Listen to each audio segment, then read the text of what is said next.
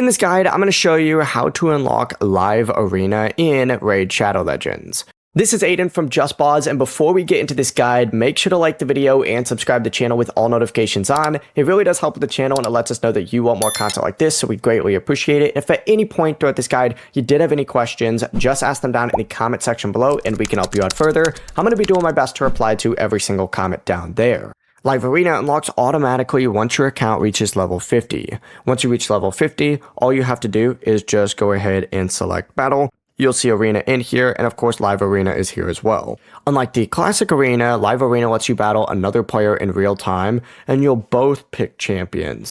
Ban one from your opponent's champions, choose a leader, and then fight with the remaining team. Now keep in mind that Live Arena is only available during certain scheduled time windows each day, so it may appear closed even after you've unlocked it, and you can check the current schedule from the Live Arena screen.